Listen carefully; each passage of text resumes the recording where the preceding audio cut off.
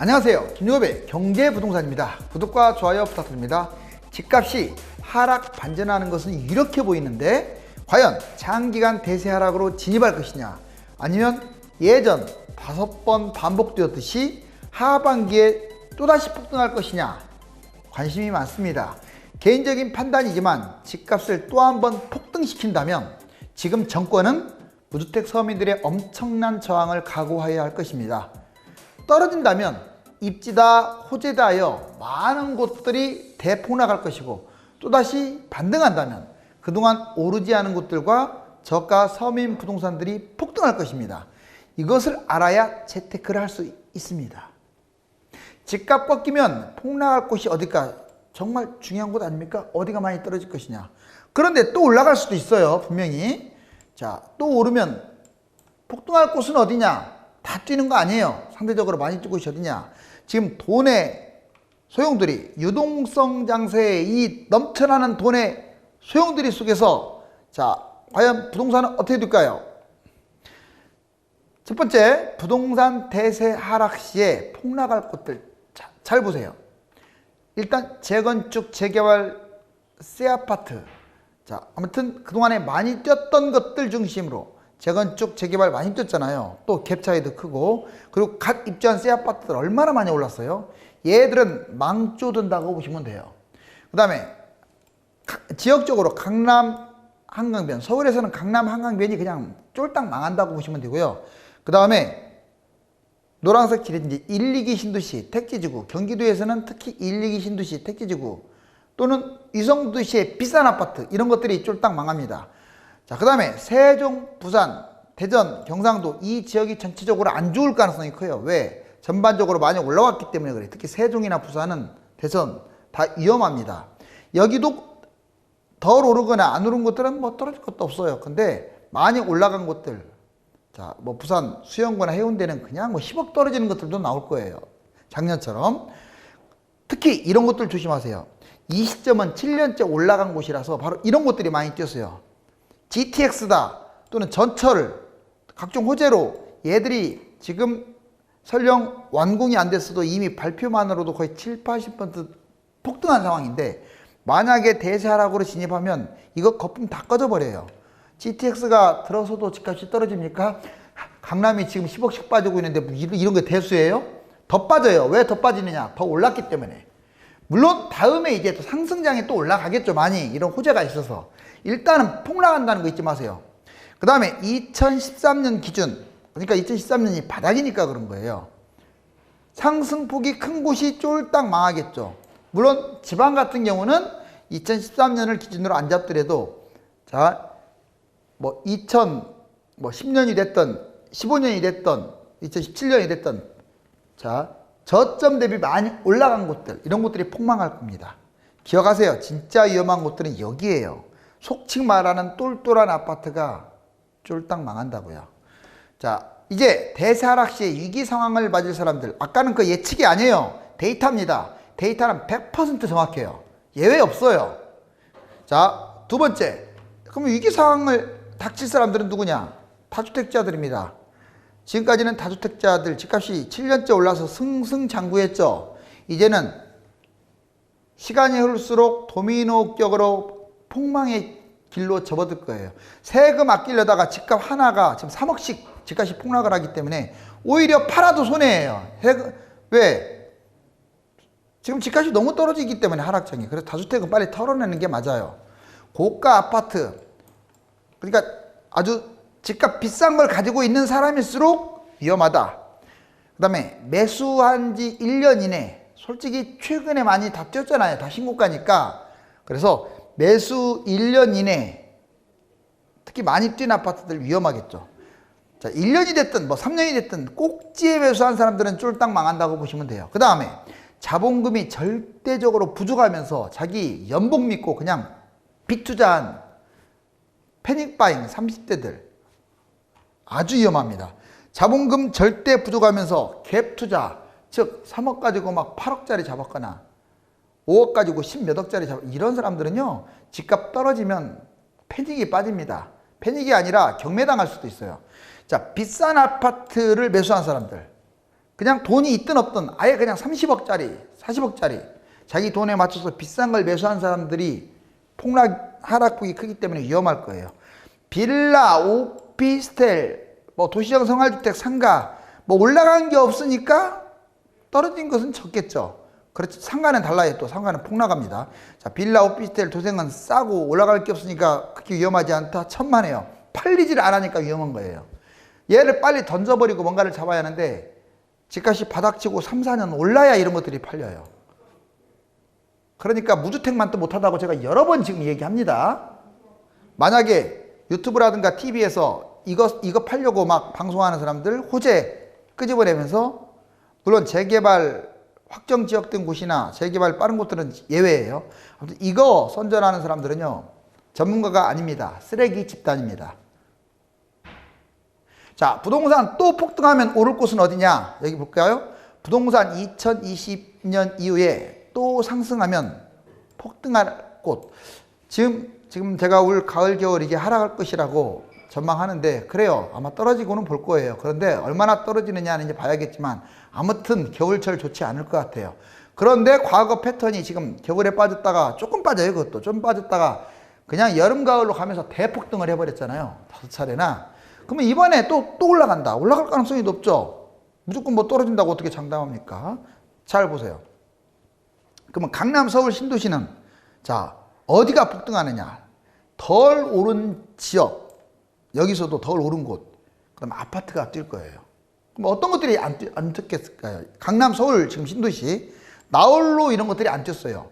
얘들이 폭등할 가능성이 있어요. 이제 그동안에 오르지 않은 것들, 그 다음에 막연한 재개발, 주택, 아무튼 단독 다가오 이런 것들이 또 올라갈 수 있어요. 왜? 상대적으로 덜 올랐기 때문에. 심지어는 오피스텔 빌라도 뛸 수 있습니다. 그렇다고 지금 잡으라는 얘기는 아니에요. 그런 것들은 아파트가 아니라 위험하고, 아무튼 이런 것들이 뛴다고요. 그 다음에 경기, 인천은 좀 달라요. 강남, 서울보다 덜 뛰었기 때문에 전체적으로 올라갈 가능성이 커요. 그러니까 2020년 올해 들어와서 경기도 많이 뛰었잖아요. 2020년 또는 19년에 대자뷰가 그대로 이어질 가능성이 큽니다. 경기도, 인천은 날아갈 거예요. 서울보다도. 그 다음에 덜 오른 아파트는 다른 것 옆에 비해서 내 것이 더 올랐다. 이거 폭등합니다. 세상은 공평해요. 제 말이 거짓말이지 한번 주변 보세요. 그동안에 늦게 뛴 1월, 2월 작년에 뛰었던 것들은 상대적으로 지금 덜 뛰고 있고, 그동안에 안 올라갔던 것들이 5, 6, 7, 8에 뛰지 않아요? 이건 뭐 진리잖아요. 진리. 얘는 안 좋으니까 안 뛰어, 그런 거 없어요. 자, 중심지이면서 소외된 아파트들이 간혹 있어요. 이거 많이 뛸 거예요.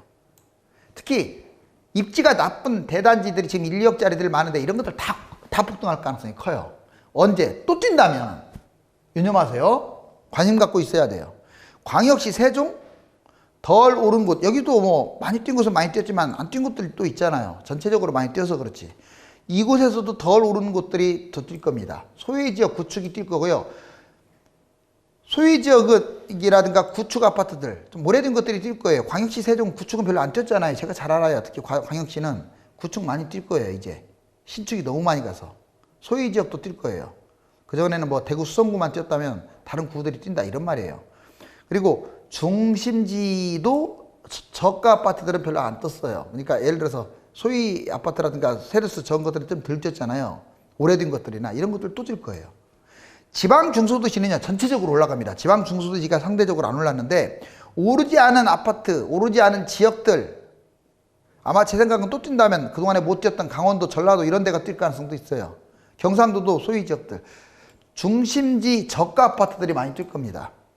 즉, 또 뛴다면 정말 서민 아파트들이 다 올라가는 상황이기 때문에 이제부터 뛰면 계속 서민 아파트예요. 여러분들 잘 봐봐요. 2019년에 뛴 것들도 서민, 2020년에 뛴 것들도 서민 아파트들이 많이 뛰었잖아요. 그 이전에 뛴 것들은 좀 뭐 이제 중산층 아파트라면, 또 뛴다면 재앙입니다. 무주택자들한테는 재앙이에요. 재앙. 그러니까 나는 무조건 3년 기다린다 이런 생각만 갖지 말고 내년에 좀 흐름 보시라고요. 여건별 부동산 매수 타이밍. 자, 부동산 매수. 그렇다면 여건별로 봤을 때 1차, 2차, 3차로 나눠봤어요. 1차는 뭐냐? 좀 올 가을이나 내년 올 겨울, 그러니까 1, 2, 3, 4 때 좀 잡아도 괜찮을 것들. 그 다음에 2차는 뭐냐? 그 중간, 그러니까 내년 한 가을이나 뭐 1년 있다가. 그러면 3차는 뭐냐? 뭐 대세하락이라고 생각하고 3년, 4년 있다가 매수할 것들. 이렇게 기간별로 한번 1차, 2차, 3차를 나누는데 먼저 시기를 따져볼까요? 2021년 1월에서 6월 잡을 것들. 아까 제가 얘기했잖아요. 상대적으로 안 올라간 소유 아파트들. 2차, 2022년, 23년은 이 중간 정도 되는 거. 3차는 이제 대세 하락장에는 좋은 거 잡아야죠. 무조건. 그 다음에 순서. 만약 지금 꼭 나는 잡아야겠다. 그러면 저가 아파트로 접근하는 게 맞아요. 그리고 2차는 중가 아파트. 이 저가, 중가, 고가도 도시별로 다르잖아요. 그러니까 그 도시의 평균치를 제가 여러 번 내드렸잖아.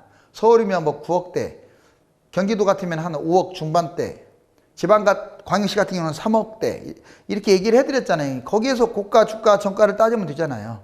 고가 아파트는 많이 하락하니까. 많이 하락하는 3차 때는 당연히 자 좋은 거 잡아야죠. 자, 지역으로 따지면 만약에 올 가을이나 겨울에 잡는다 그러면 지방 광역시에서 안 올라간 곳들 괜찮아요. 수도권보다는 지방이 조금 더 낫지 않을까요? 수도권에서는 경기도가 좀 더 낫고 오르지 않은 곳들.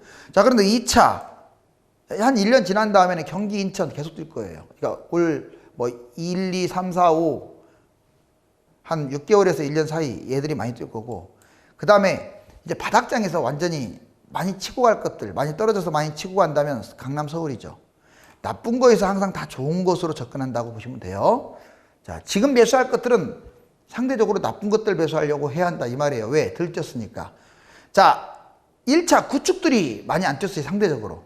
그래서 새것 위주로 좀 많이 뛰지 않았나요? 아니면 코앞이 재건축인 그런 것들이 좀 많이 뛰었어요. 새 아파트 기대 주니까. 2차 신축. 제일 안 좋은 게 재건축, 재개발. 재개발 아주 안 좋아요. 왜? 거품이 제일 심한 게 재개발이에요. 초과이익도 없다 보니까. 재건축이 그 다음 안 좋습니다. 지금 재건축, 재개발 속도 빠른 것들은요 위험해요. 그렇지만 많이 폭락할 때는 이거 잡아야죠. 재건축, 재개발. 자, 이제 추석 이후에 부동산 확실히 하락하나? 그 패턴 보세요. 2016 831 대책 때 8주 이후 하락이 하고 11월 달부터 하락. 2017년, 18년, 19년, 20년 해마다 지금 대책이 나와서 종합대책. 802 대책 때 8주 이후에 10월 달부터 하락. 18년 9.13 대책 때 12월부터 하락. 자, 2019년 11.6 작년은 이제 늦게 대책이 나왔잖아요.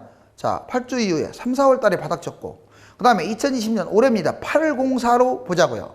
그러면 8주 이후 하락이면 10월 달부터 하락할 가능성이 커요. 물론 추석 이후에도 하락할 것 같고, 강남 같은 경우 서울 고가 아파트는. 자, 이 패턴이 똑같다는 것은 이번에도 똑같을 확률이 거의 뭐 90%예요. 이것은.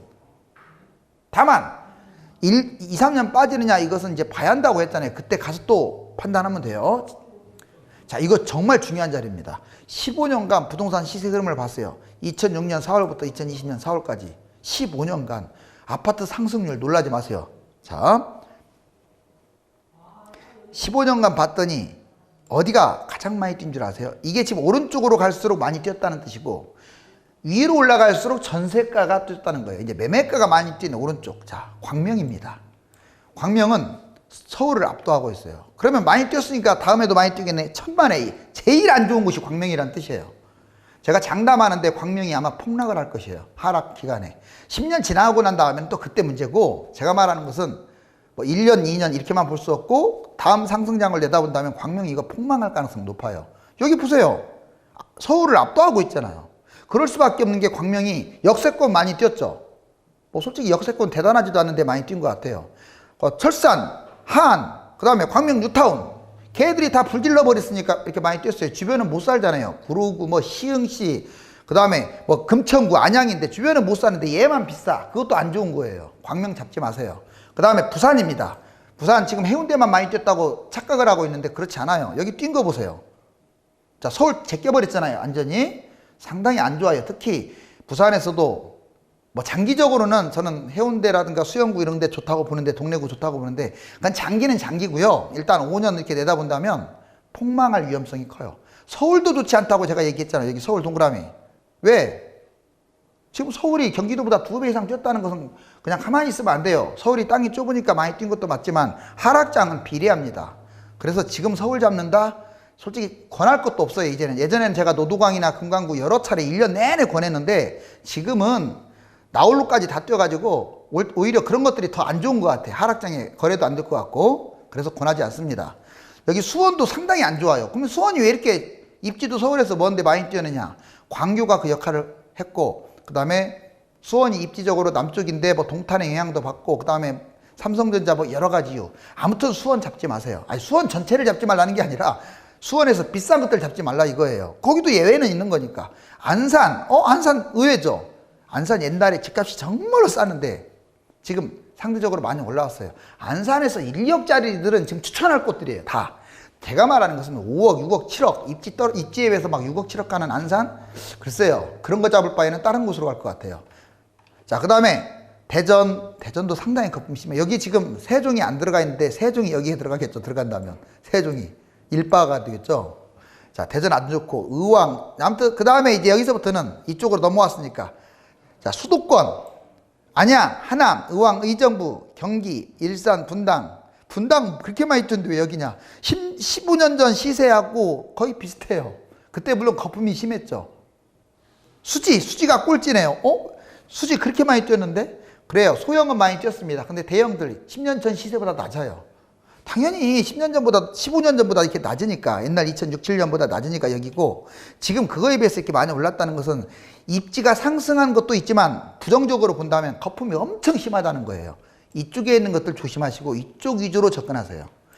그리고 이 남쪽 이제 전세도 봐야 돼요. 전세는 비싼데 매매가가 상대적으로 못 올라간 지역. 전세가 비싸다는 것은 입지가 좋다는 얘기 아니에요. 그러면서 상대적으로 못 올라갔다는 것은 과거에 거품이 심한 것도 있지만 최근에 제 대우를 받지 못한 거예요. 여기에요. 이 원친 여기. 바로 전세는 이렇게 높은데 집값은 15년 전에 비해서 들뛴 곳. 수지, 일산, 서구, 분당, 경기, 하남, 안양, 의정부. 대충 봐도 여기는 추천 지역입니다. 뭐 지금 막 많이 올랐는데 지금 막 사라는 얘기가 아니라 여기 관심 가지세요. 그리고 제일 안 좋은 데가 여기겠죠. 집값은 많이 뛰었으면서 뭐라 그럴까? 전세가는 낮아. 근데 없네요. 없는데 굳이 따지자면 여기 광명, 부산, 이 인접지역. 그 다음에 안 좋은 게 여기예요. 집값 많이 뛴 곳들. 이건 하나의 어떤 지표로 활용하시라고요. 이게 좀 약점도 있습니다. 지금은 15년을 기준으로 둬서 그렇지, 만약 2013년을 기준으로 둔다면 분당이 여기 있지 않겠죠. 바닥장을 기준으로 둔다면 분당은 아마 서울 근처까지 왔을 거예요. 이 정도 있을 거예요. 왜? 더블 이상 뛰었으니까. 지금 예전 15년 전 시세에서는 차이가 안 나지만 바닥에서 많이 폭락했다가 뛴 거라서, 그래서 기준을 어느 시점에 잡느냐가 중요한 거예요. 그런데 냉정하게 말하면 2013년 기준보다는 여기 적혀있는 2006년 기준이 더 정확할 것 같아요. 정고점보다 지금 가격이 낮다는 것은 말이 안 되잖아요. 3기 신도시와 특기지구, 여러분들이 신도시는 잘 알고 있어요. 창릉, 인천 계양, 부천 대장, 남양주 왕숙, 하남 교산, 그 다음에 과천, 그렇게 알고 있는데, 자, 거기 말고 택지지구가 여기 엄청 많잖아요. 같이 분양하는 거에 사전 청약도 그렇고 잘 알아두세요. 특히 여기 강남 성향이 있는 곳들 불러드리면, 자, 위에서부터 의정부 우정, 남양주 진접 일부 지역이죠. 남양주 양정 역세권, GTX 역세권이에요. 위례, 성남 복정 1, 2, 성남 복정, 성남 신촌, 성남 낙생, 용인 플랫폼 시티는 다 대박입니다. 그 다음에 노량진 인근 부지, 그 다음에 남태령 군부지, 과천 여기 신도시고요. 안양시 인덕원, 의왕 청계, 안양 관양, 안양 매곡, 여기 다 대박입니다. 여기도. 그 다음에 군부 대야미, 안산 장상, 안산 신길 2, 신길 1, 그 다음에 시흥 거모, 시흥 하중, 광명 학원, 부천 역곡, 마곡 강서, 고양 탄현, 거맘 역세권, 바로 이런 것들도 괜찮아요. 자, 택지지구도 알아두시라고요. 강남 강북 평당가 차이 봤더니 2013년에 자, 강남이 2100이었어요. 그게 지금 4300이야. 강남의 평균이 4300. 강남권 한강 이남이 말하는 거예요. 세상에, 옛날에 4300은 강남 3구만 해당되는데 이제는 한강 이남의 그 많은 구들이 다 평균이 4300이네요. 집값이 얼마나 폭등했는지 알겠죠. 그러면 강북은 보자고요. 강북. 자, 여기 1625가 지금 3000대로 올랐어요. 3000대는 예전에 강남 시세인데 강북의 평균치가 3000대로 올랐었다. 얼마나 많이 뛰었어요. 자, 그런데 갈수록 어때? 좀 벌어졌죠. 여기서보다는 강남과 강북, 한강 이남과 이북이 벌어졌죠. 갈수록 이렇게 벌어지겠죠. 여기서 조심할 점이 있어요. 그렇다고 강북은 저평가고 강남은 고평가다. 절대 그렇지 않아요. 자, 입지에 따라서 가는 거기 때문에 똑같이 비례해요. 제가 보기에는 이건 강남이 거품이 심하다기보다는 둘 다 똑같이 심하고, 그 다음에 나중에는 이제 입지의 차이가 있기 때문에 똑같이 이렇게 비례해서 평행사변형을 그리면서 이렇게 갈 것이다. 굳이 따지면 강남에서 제일, 강남 한강 이남에서 또는 한강 이북에서 가장 저평가된 곳이 어딘지 아세요? 이 시점에서 제 판단은 이렇습니다. 강남 3구입니다. 잊지 마세요. 우리나라가 평준화를 좋아해요. 교육은 하향 평준화 시켰고 꼴값지 않은 부동산은 상향 평준화를 시켰어요. 해외는 그렇지 않습니다. 자, 평준화가 아주 안 좋은 거예요. 그래서 강남 3구가 오히려 저평가라고요. 서울 아파트 가격 지수 변동률 보세요. 여기 보시면 2017년부터 이렇게 쭉, 여기 보시면 96짜리가 지금 134까지 다행히 최근 좀 꺾이고 있어요. 이렇게 계속 올라가다 여기서 크게 꺾였을 때 참 좋았는데 이때 잡았어야 하는데 못 잡았죠. 어찌됐거나 지금 꺾이고 있는데 좀 내려갈 것 같아요. 자, 그 다음에 온도차 보이는 주택 매매 심리. 이게 심리 지수가 여러 가지가 있어요. KB 부동산 매매 심리 보면 113, 119, 122까지 갔다가 좀 내려왔네요. 횡보하고 있네요. 근데 많이 꺾이진 않았죠. 이때에 비해서. 아직도 뜨겁다는 거예요. 그러니까 거래량이 없고 다주택자들이 매물을 토해내지 않는다는 거예요. 아직도. 왜? 토해내겠습니까? 그 양도세 중과세로 그렇게 세게 때리고, 그리고 종부세나 이런 것들은 그냥 신용내기, 종부세 지금 뭐 폭탄이라고요? 천만에 만만의 말씀이에요. 종부세 별로 안 세요, 지금. 종부세 여러분들 누진세 때려버려야 돼요, 누진세. 제가 여러 번 강조합니다. 자, 양도세, 중과세는 폐지시켜야 집값이 떨어지고 매물이 나올 거고요. 대신에 그것만 폐지시키면 되겠어요? 종부세를 엄청 세게 때려야 매물을 내놓지. 지금 반대로 됐어, 반대로. 종부세는 신용만 내고 양도세는 폭탄이니까 안 내놓는 거야, 다주택자들이요. 자, 여기 보세요. 그렇지만 어찌됐거나 단기적으로 지금 다 전체적으로 심리가 꺾이고 있습니다. 여러분들 포트폴리오를 집을 짰을 때 1단계 뭘 합니까? 지출 점검하세요. 이게 100으로 잡았을 때 지출이 약 보통 50% 정도 돼요. 여기도 50% 드네요. 지출 점검하고 그 다음에 비상금도 점검하세요. 항상 비상금이 있어야 돼요. 비상금 지금 없는 분들, 먹고 살기 바쁜 분들, 없다고 치고 그거 누구한테 빌렸다고 치고 그거 저금해 놓으세요. 그래도 아무리 바빠도. 세 번째, 주택 자금을 점검해야 돼요. 내가 지금 주택을 어떻게 대출 어떻게 받았고 그 다음에 주택이 어떤 상황인지, 주택에 대해서 신경을 안 쓰면 가난에서 못 벗어납니다. 그 다음에 보험도 점검해야 돼요.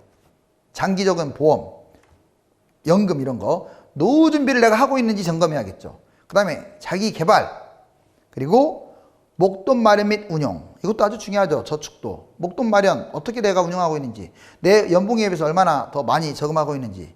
연봉이 많으면 뭐예요? 저축을 안 하면 꽝입니다. 제가 상담을 해보면 연봉은 부부 합산 1억 5천 2억이 넘는데 중산층이 40대가 넘는데도 불구하고 자산이 3억도 안 돼요. 연봉이 1억 2억인데 어떻게 자산이 3억도 안 되는지 참 제 머리로는 이해가 안 갑니다. 노세 젊어서 노세?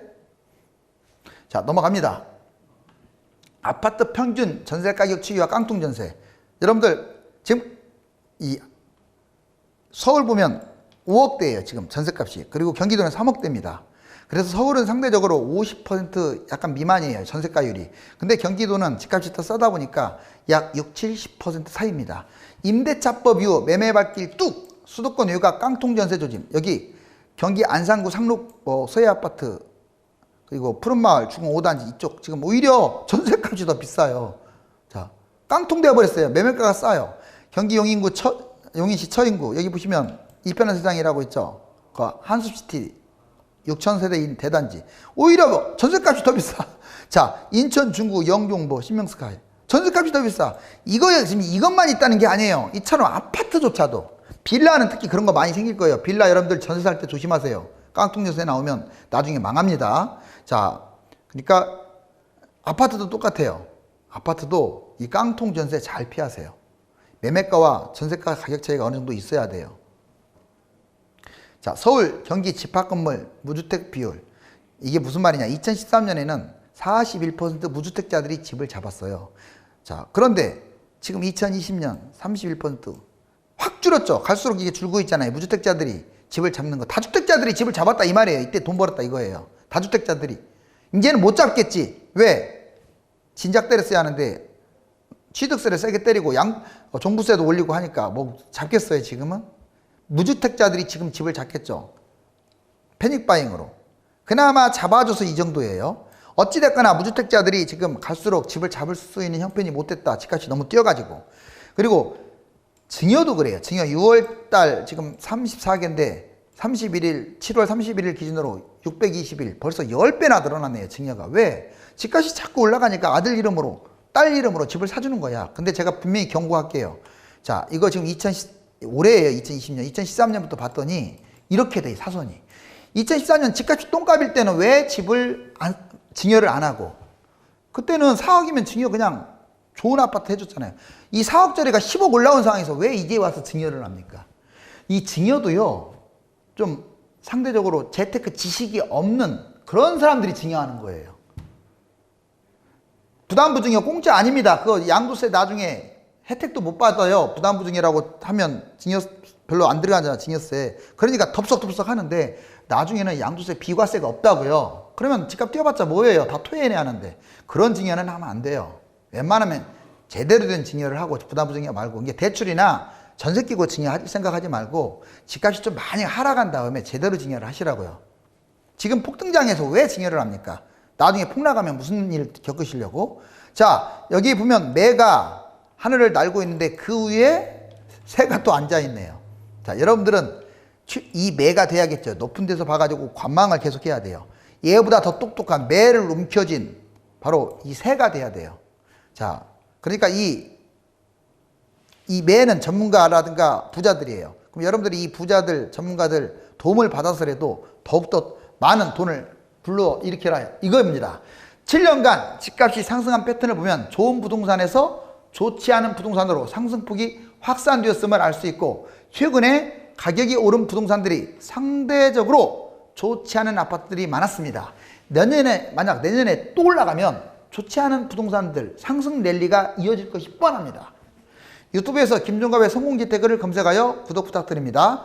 유료 상담을 받고 싶은 분들은 네이버와 다음 1000만 명 부동산의 꿈 카페에 들어가서 전화번호를 보고 전화 주시기 바랍니다. 감사합니다.